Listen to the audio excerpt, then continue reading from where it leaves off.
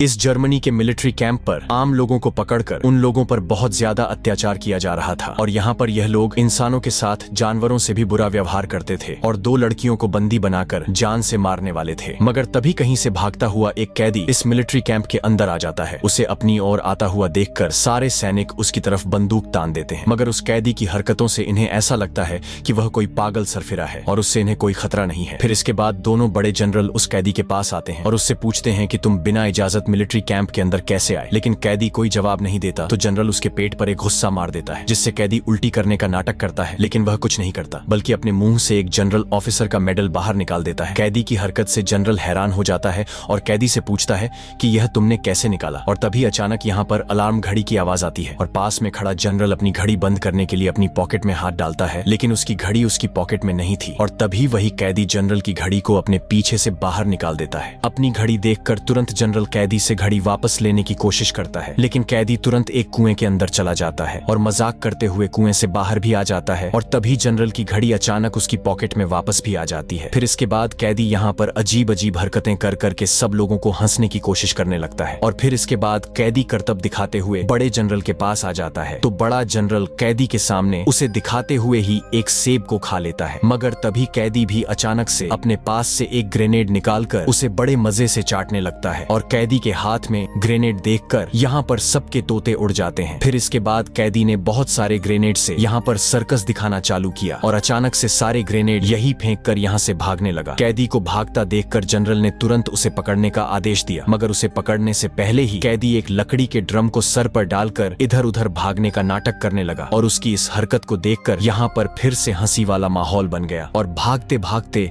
अचानक से ड्रम नीचे गिर गया और ड्रम को देखने पर पता चला कि कैदी कहीं गायब हो गया है। कैदी को गायब देखकर सारे सैनिक उसे इधर उधर ढूंढने लगे, मगर तभी उन्हें छत के ऊपर से बिल्ली की आवाज आती है और ऊपर देखने पर उन्हें पता चलता है कि यह बिल्ली नहीं बल्कि वही कैदी है जो कि बिल्ली की नकल कर रहा है। और कैदी की इन हरकतों को देखकर सब लोग फिर से हंसने लगे, लेकिन जनरल को उस पर अब शक होने लगा और जनरल ने तुरंत कैदी से कहा कि तुम अपने आप को हमारे हवाले कर दो, वरना मैं इस बंधक बनी हुई लड़कियों को मार दूंगा। और जनरल की इस बात को सुनकर कैदी ने तुरंत छत से नीचे कूदकर अपने आप को जनरल के हवाले कर दिया। और कैदी को ऊपर से कूदता देखकर जनरल के भी होश उड़ गए और वह तुरंत कैदी के पास पहुंचा, मगर जैसे ही उसने पीछे मुड़कर देखा तो दोनों बंदी बनाई हुई लड़कियां पीछे से गायब हो चुकी थीं। और यह देखकर जनरल तुरंत सारे सिपाहियों को अलर्ट होने का संदेश देता है, मगर तब तक देर हो चुकी थी क्योंकि अब हर तरफ से गोलियों की बरसात होने लगी और देखते ही देखते सारे जर्मन सैनिक खत्म होने लगे और बस सिर्फ एक आखिरी सैनिक बचा